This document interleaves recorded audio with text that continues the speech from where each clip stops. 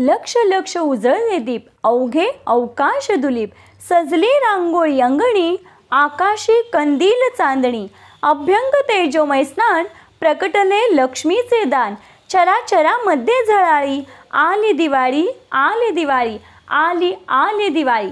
नमस्कार विद्यार्थी मित्रांनो, व्यंकटेश एज्युकेशन अँड संस्कृती या आपल्या चॅनलवर सर्वांचे सहर्ष स्वागत आहे. आजच्या व्हिडिओमध्ये आपण नवनीत दीपावली गृहपाठ इयत्ता 5वी.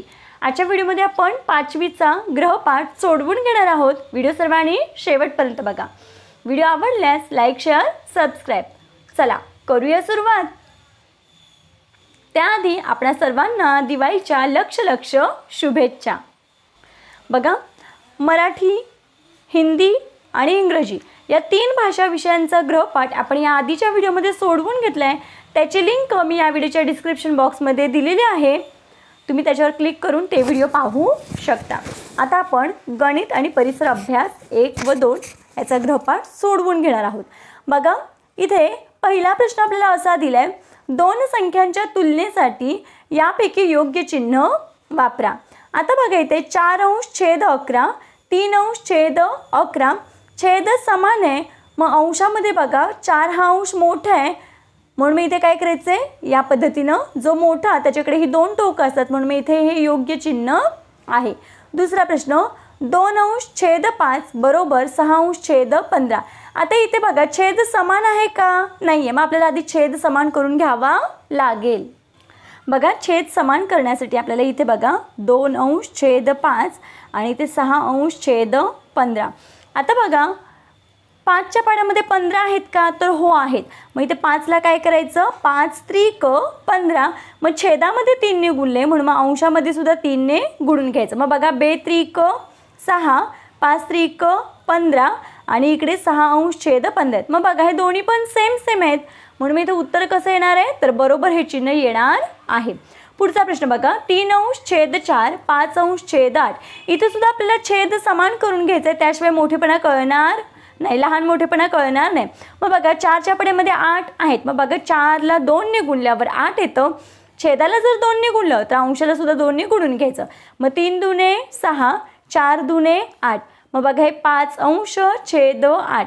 मग बघा छेद समान झालाय, 5 पेक्षा 6 मोठे आहेत, म्हणून मी इथे जी संख्या मोठी त्याच्याकडे असं ही 2 टोके येतात, म्हणून मी इथे योग्य चिन्ह आहे हे.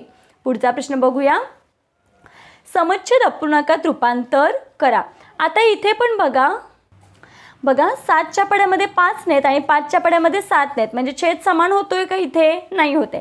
मग अशा वेळी काय करायचं आहे, 2 अंश छेद 7 गुणिले, इथे पण गुणिले, बघा इथे पण मी लिहिते 3 अंश छेद 5, इथे पण गुणिले. म्हणजे या अपूर्णांकाला दुसऱ्याच्या छेदाने जो पुढे अपूर्णांक दिला त्याच्याने काय करायचं आहे, गुणायचं. म्हणजे इथे 5 नाही, इथे पण 5 नाही, आणि या अपूर्णांकाला याच्या छेदाने गुणायचे. म्हणजे इथे 7 आणि इथे पण 7. मग बघा 2 पंचे 10, 7 पाचा 35 या पद्धतीनं, 3 7 21, 5 7 35 या पद्धतीनं. आता बघा छेद समान झाला, मग आपल्याला काय सांगितलं आहे, समच्छेद अपूर्णांकात रूपांतर करा. मग बघा या पद्धतीनं आपण केलेलं आहे आणि समच्छेद अपूर्णांक आलेले आहेत, म्हणून आपलं इथे उत्तर येणार आहे एवढंच. पुढचा प्रश्न बघा, 1 अंश छेद 4 आणि इथे 5 अंश छेद 6. आता बघा 4च्या पड्यामध्ये 6 नाहीत आणि 6च्या पड्यामध्ये 4 नाहीत. मग इथे पण तसंच करायचं, सेम मगासारखं गुणिले, याला याने गुणायचं आणि 5 अंश छेद 6ला या अपूर्णांकाला या छेदाने गुणायचं आहे. मग बघा 6 एके 6, 6 चौक 24 आणि 5 चौक 20 आणि 6 चौक 24. बघा अपूर्णांक, या अपूर्णांकामध्ये छेद समान आला, म्हणून हे उत्तर या पद्धतीनं. पुढचा प्रश्न बघूया, बेरीज करा. बघा इथे 4 अंश छेद 5 अधिक 4 अंश छेद 15. आता इथे पण बघा छेद समान झाल्याशिवाय आपल्याला माहिती आहे अपूर्णांकांची बेरीज करता येत नाहीत. मग 5ला जर आपण 3 ने गुणलं तर ह्या 4ला पण 3 ने गुणायचं. बघा 5 त्रिक 15. मग बघा 4 त्रिक, इथे लिहून घेऊया आपण, 4 त्रिक 12 आणि 5 त्रिक 15 आणि हा पुढचा अपूर्णांक अधिकचे इथे अधिक 4 अंश छेद 15. छेद समान झालाय, अंशांची बेरीज. मग 12 अधिक 4 बरोबर किती आलं, इथे 16 आणि हे आहे तसं 15. मग आपलं उत्तर आहे 16°-15. या पद्धतीनं दुसऱ्या प्रश्नाचं पण बघा. 2°-9 अधिक 1°-4. आता इथे पण बघा दोन्ही संख्यांच्या एकमेकांच्या पाड्यामध्ये नाही आहेत. मग अशा वेळी काय करायचं, या दोघांना याने गुणायचं. म्हणजे बघा 2°-9 गुणिले या दोघांना 4ने गुणायचे अधिक 1°-4 1°-4 या दोघांना याने गुणायचे. मग इथे लिहून घेतलं आपण हे 9. मग बघा 2 चोक 8 9 चोक 36 अधिक 9 एके 9 4 नव्वे 36. बघा छेद समान आहे. छेद समान असेल तर अपूर्णांकांची आपल्याला काय करायची, बेरीज करायची. मग बघा 8 अधिक 9 बरोबर छेद. छेद आहे तसा एकदाच ठेवायचा असतो. मग 8 आणि 9 बरोबर किती आली बेरीज, 17 आणि छेद आहे तसा 36. म्हणून आपल्या इथे या प्रश्नाचं उत्तर आहे 17°-36. पुढचा प्रश्न वजाबाकी करा. 5°-6 वजा 2°-3. आता बघा छेद समान असल्याशिवाय जशी बेरीज करता येत नाही तसं छेद समान असल्याशिवाय वजाबाकी सुद्धा करता येत नाही. मग बघा 6च्या पड्यामध्ये 3 नाहीत पण 3च्या पड्यामध्ये 6 आहेत. मग 3ला 2ने गुणल्यावर 6 येतात. मग छेदामध्ये 2ने गुणले तर अंशाला पण 2ने गुणून घ्यायचं. मग बघा 5°-6 या पद्धतीनं वजा 2 दुने 4 3 दुने 6. अंश हे छेद समान झाला. आता अंशांची वजाबाकी आणि छेद आहे तसा एकदाच लिहायचा. 5तून 4 गेला 1 राहिला आणि 7. मग आपलं उत्तर किती आलं, 1°-6. बघा आता हा पुढे पण तसाच प्रश्न आहे. 6°-11 वजा 3°-7. इथे बघा 11च्या पड्यात 7 नाहीत, 7च्या पड्यामध्ये 11 नाहीत. मग 6 गुणिले आणि 11 गुणले म्हणजे या दोघांना दुसऱ्याच्या छेदाने म्हणजे पुढे अपूर्णांक आहे त्याच्या छेदाने वजा 3°-7 या अंशाला या अपूर्णांकाला या छेदाने गुणायचं. 11ने गुणलं. मग बघा 6 7 42 11 7 77 वजा 11 त्रिक 33 11 7 77. मग आता बघा छेद समान आहे. 42 मधून 33 वजा करायचे आहेत. मग आपलं आणि अंशांची वजाबाकी छेद एकदाच आहे तसं लिहून घ्यायचा. आता बघा मग यांची वजाबाकी किती आली, 9 आणि छेद 33. या पद्धतीने आपलं हे उत्तर आलेलं आहे. पुढचा प्रश्न आहे गुणाकार करा. 8 गुणिले 2°-15. बघा छेदाला इथे काही नाही म्हणजे 1 पकडायचा. आपल्याला माहिती आहे गुणाकार करताना आपण म्हणजे अंशांचा गुणाकार आणि छेदाचा गुणाकार करतो.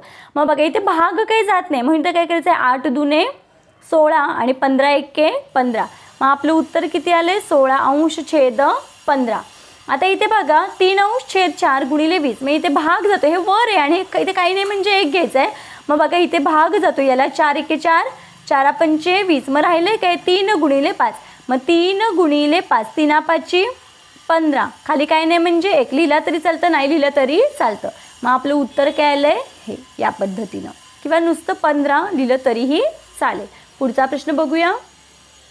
प्रश्न दिलेल्या संख्येचा 2°-5 म्हणजे किती. आता दिलेली संख्या किती आहे, 30 आहे. मग संख्येचा आपल्याला माहिती आहे चाचीचे म्हणजे काय, गुणाकार. मग 30 गुणिले किती दिले आपल्याला इथे प्रश्नामध्ये, 2°-5. मग इथे बघा इथे भाग जातो, 5 एके 5 5 6 30. मग राहिलं काय 6 गुणिले 2. मग 6 दुने किती आलं उत्तर, 12.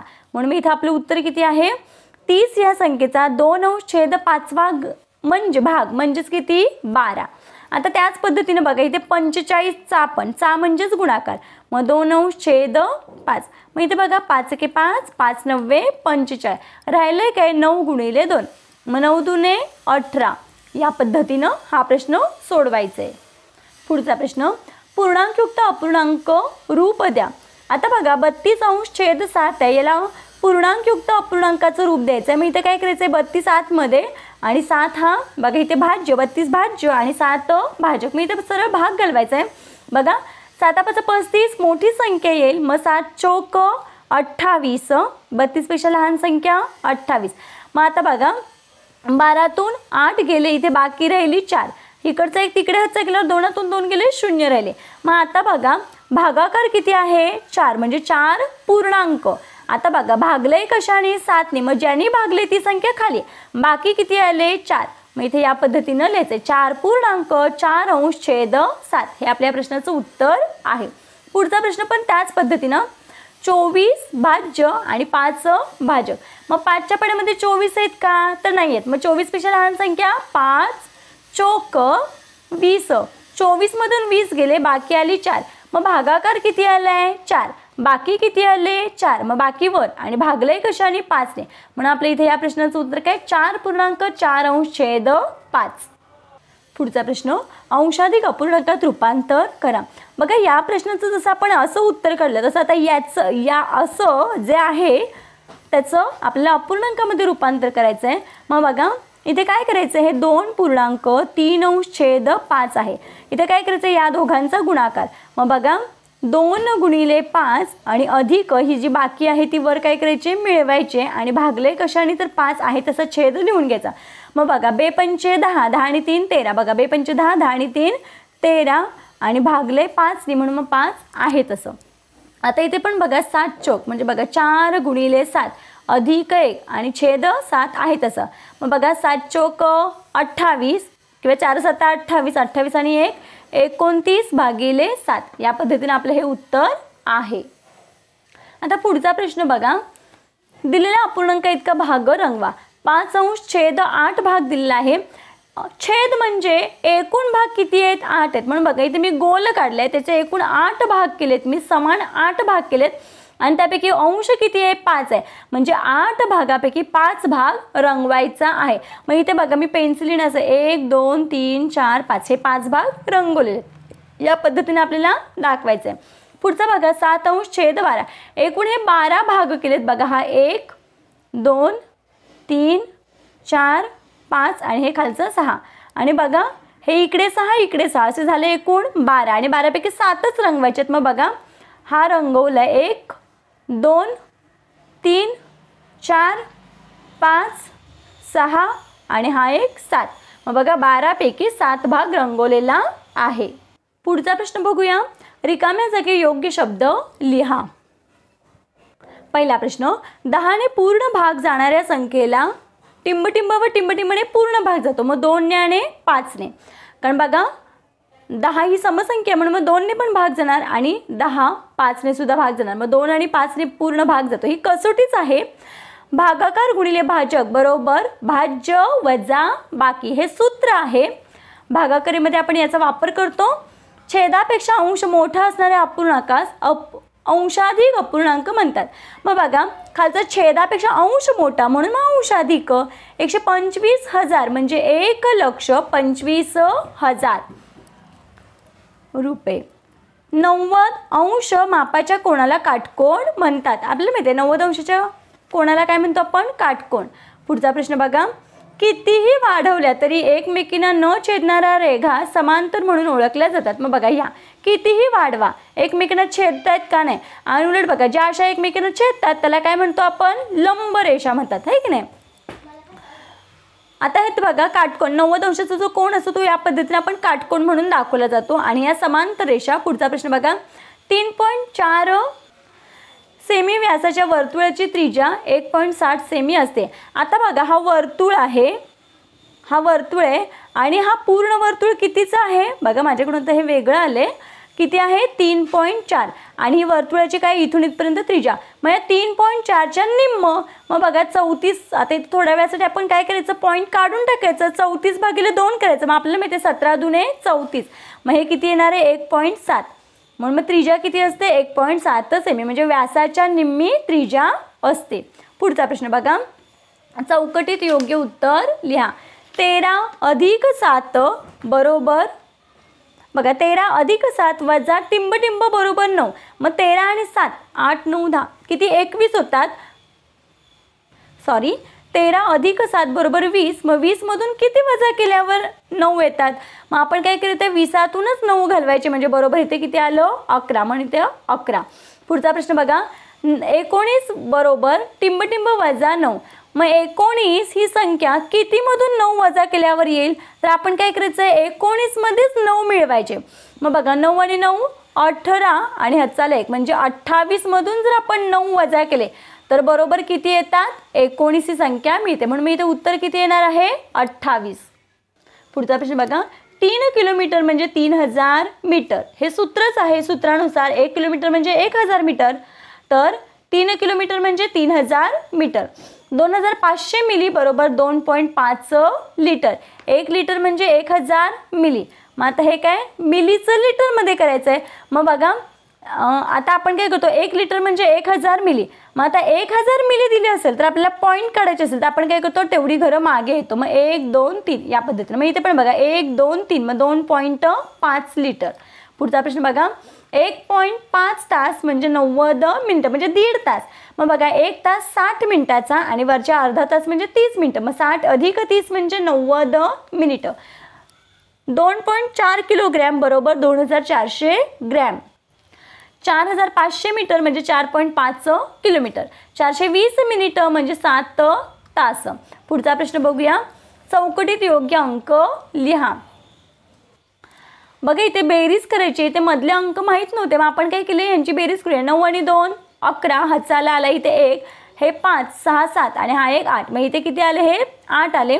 आता बघा हे 8 आणि हे 6 14 आणि परत 14. मग इथे 4 हाताला परत 1 आला म्हणून मी इथे 1 लिहून घेतला. आता हे वर खाली झाले, इथे मी वहीत लिहून दाखवते. बघा हा प्रश्न आपण इथे सोडूया. 9 आणि 2 11, हाताला 1, 5 आणि 2 7 आणि हा एक 8. इथे चौकोनात आला 8 अंक. आता बघा 6 आणि हे 4 किती झाले, 6 मध्ये किती मिळवल्यावर 14 आलं पाहिजे की नाही, कारण 6च्या पुढे 4 कधी येतात, 14 आल्यावर. मग आपल्याला माहिती 6 मध्ये आपण जर 8 मिळवले, बघा 8 अधिक 6 बरोबर 14, हाताला 1 7 आणि हा एक 8. मग 8च्या पुढे अजून 8 मिळवल्यावर 16 येतात. मग 6 ही ते आणि हातचा 1, 5 आणि 4 9, 9 आणि हा एक 10 बरोबर सगळीकडे 8 हा अंक समान आलेला आहे. आता इथे वजाबाकी करायची. 2तून 6 जात नाहीत, मग आपण काय करतो, 2 खोडतो वर घेतो, इकडचं एक इथे राहिले 3. 12तून 6 गेले 6 राहिले. 3तून 5 जात नाहीत, मग आपण इकडचं एक इथे घेतो. 13तून 5 गेले 8 राहिले. आता बघा किती मधून 2 गेले की 2 राहतील. मग आपल्याला माहिती आहे 4तून 2 गेले की 2 राहतात. मग इथे किती येणार आहेत, इथे 4 येणार आहे. खोडून झाल्यावर 4. मग इथे मूळचा अंक कोणता असणार आहे, 5. कारण बघा काय केलं आपण, इकडचा एक इथे घेतला, मग इथे किती राहिले 4. मग 4तून 2 गेले 2 राहिले. बघा इथे पण बॉक्स होता माझ्याकडून राहिला लिहायचा. 9तून 5 गेले 4, 3तून 1 गेला 2. मग इथे बघा सगळीकडे 5 अंक, म्हणून हे गणित या पद्धतीनं बरोबर आहे. पुढचा प्रश्न, शेजारच्या वर्तुळात LMNO आणि P बिंदूंनी तयार झालेल्या कंसांची नावे लिहा.